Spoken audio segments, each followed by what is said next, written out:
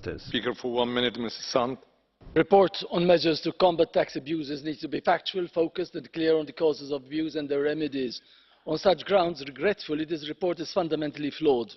Unfortunately, it takes on board at face value mere allegations and suspicions. Disparate elements of financial statecraft get associated with tenuous and unsubstantiated links to incipient crime. Worse, a bias against smaller states and the commercial institutions is palpable. So, the experience of Pilatus Bank in Malta is highlighted.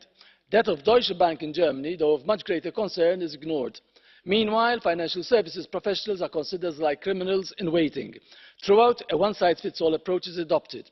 The thrust of this course follows an agenda that promotes tax harmonization. This disregards the fact that tax flexibility is the only remaining competitive tool for small peripheral economies in the single market. Obviously, the report had to make political considerations into account. Here, however, they have been pushed close to the limit of what regretfully I call tax populism. I repeat, this report is fundamentally flawed. Thank you, Mrs. Sant. Mrs. Gomes has a blue card question. Do you accept?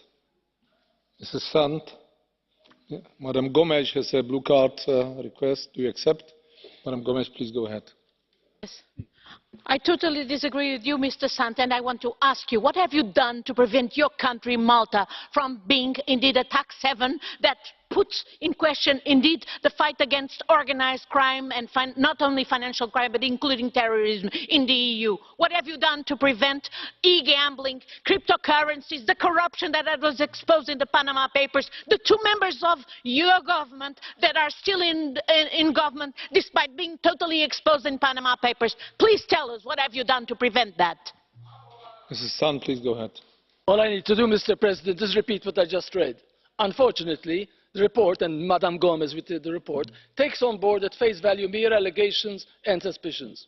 Disparate elements of financial statecraft get associated in her mind, in her view, in her worldview, with tenuous, unsubstantiated links to incipient crime. This is not the way for a serious parliamentarian to move forward.